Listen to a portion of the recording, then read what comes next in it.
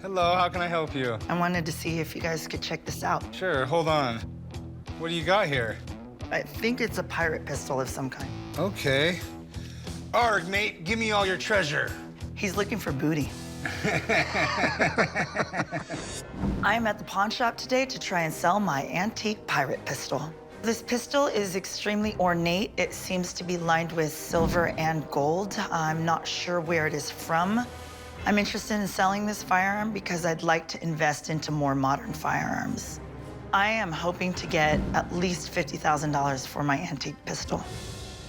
This is a beautiful, beautiful gun. How did you get it? My father collected firearms, and after he passed away, my brother told me about it and gave it to me. Okay, probably not a pirate gun. A pirate could have had it for a little bit, but this is Middle Eastern, probably Ottoman Empire. Ottoman Empire started in the Middle Ages, went all the way up to World War I. They controlled a huge part of the Middle East, kind of a superpower up until World War I.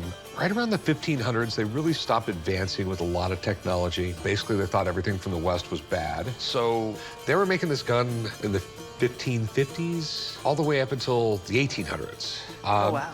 So it's really hard to date a gun like this. That doesn't really look like an everyday gun, though. That looks kind of fancy. Oh, no, this was definitely owned by a rich guy. I mean, it looks like it has gold on it. Guns like this, all this silver gilt, this gold gilt, they're all handmade. Probably had a really wealthy guy go to a gunsmith, and they came up with a design, and he built the gun for him. These were single-shot pistols. You fire one, and then you're sort of done. So, see how it's got the little ring right here? Yes. You'd have a little rope tied to that. Guys would be cruising along on their horse, and they would have like 6 of these everywhere. And they'd fire one of them, they'd drop it, he'd pull out another one. That was the 6-shooter back then. It's in beautiful shape. I'm assuming you want to sell it. Yes. So how much are you looking to get out of it? I'm thinking 50,000. Okay. I don't know if it's worth that, but I have a buddy who really specializes in antique firearms like this. I can call him up and get him down here. Absolutely. I'd love to know more about it. Okay. Chum, you want to give Alex a call? All right. I'm really hoping that this expert can tell me a lot more about this gun because I was unable to find any information online about it. Check it out. Wow, that's nice looking. Do you mind if I pick it up? Not at all. Go ahead. Oh, wow. This is beautiful. So I would call this a Caucasian pistol. It's really a melding of multiple cultures. There are Persian characters here, which is probably the maker, but there's also a very European aesthetic here, and part of that is this lock. This would be called a miguelet lock, an early form of flintlock. A miguelet lock has the mainsprings on the outside of the lock. In a traditional flintlock, the mainspring's on the inside. Man, it is so nice looking. All this silver is hand etched, and then they fill it in with this dark alloy called niello. But the gold here, this is all fire gilding, sort of an early form of gold plating. In order to do this, you needed to use mercury, which was great for the fire gilding process, but it was also super poisonous for the people doing it. So once electroplating came out, the fire gilding process was put to rest. Do you have an idea of how old it was, or? I think it's the turn of the 19th century. I think it's about 1800. Because of the silver, because of the fire gilding, and because of the miguelet lock. This is one of the highest detailed, most beautiful Caucasian pistols I've ever seen. The person that would have owned this would have been a tribal leader. There was no inexpensive way to make this pistol in the 19th century. So one of the things I'd like to do, would it be all right with you if I pull back the hammer? Absolutely. I'm gonna do it very carefully.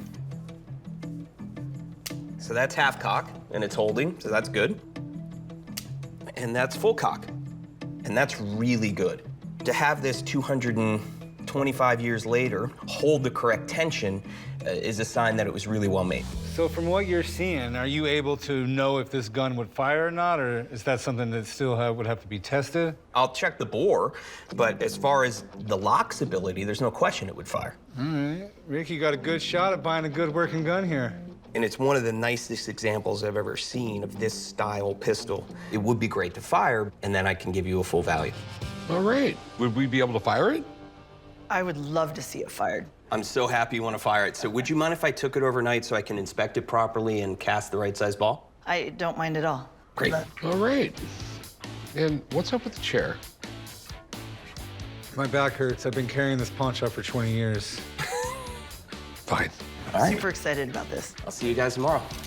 Yeah, just come over to the pawn counter. I'll give you a receipt for the gun and instructions to the gun range. No problem. Thank you. I'm crossing my fingers and hoping that we can actually fire this gun. And I'm hoping it's worth way more than I'm asking. What's up, guys? Hey guys, how are you? Amazing. Good. So how did the gun look after further inspection? So, I've got good news, bad news. The good news is I bore scoped the barrel. It's excellent. There are no fissures, cracks, no pitting, so it's safe to shoot in that regard. The bad news is I tested it again just before you pulled up, and it is not holding at full cock. So something has come a little bit loose on the inside. The good news is I can still fire it, but I'm not comfortable with you firing it. I would rather fire it myself because I have to hold the cock back with my hand and release it with the trigger pulled. You're taking all his fun away, Alex. I know.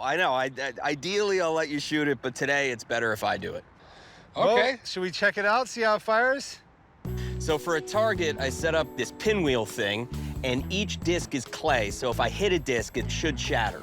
Better that you're firing it because there's no chance Rick is gonna hit a clay target that small with that ball. I don't think he's going to hit it either. The thing doesn't even have sights on it.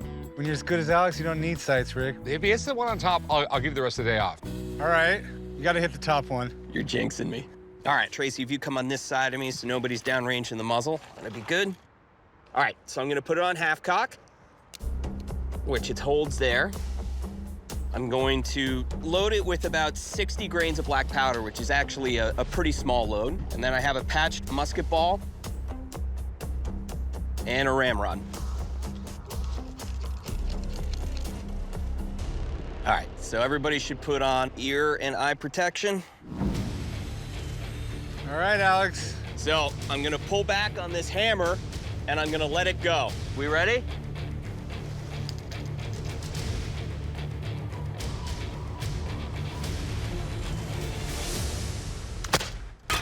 And that's a day off. I did it! You owe me dinner. That was not part of the agreement. I'm impressed that you actually hit it, even though Yeah. you're only like 6 feet away. Well, I mean, it's an old gun. You gotta be close. Well, I'll stick around and see what happens with this deal, but I'm leaving right after. No, I'm impressed. Yeah, I mean, that went about as well as it could possibly go. All right, so the big question is, how much is it worth? If it were mine, I wouldn't sell it for less than $15,000. Okay. Thanks, man. I really appreciate it. Okay. All right, I'll see you thanks, guys man. later. Thank you so much. You're welcome. All right, so what do you want for it? Obviously, 50,000 is not going to happen. Right. How about 14? No, I mean, that makes 0 cents. I mean, Alex is sitting there saying, I think I'll retail for $15,000. The most I will go is $10,000, not a penny more. I think I'm gonna say no for now and kind of just think on it. Okay, well, if you change your mind, come and see me. Thank you so much for your time. No problem.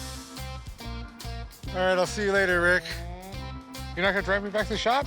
My front seat's full. I was just sitting in your front seat. Yeah, but there's a couple rocks I want to take home. Fine, I'll drive with Alex.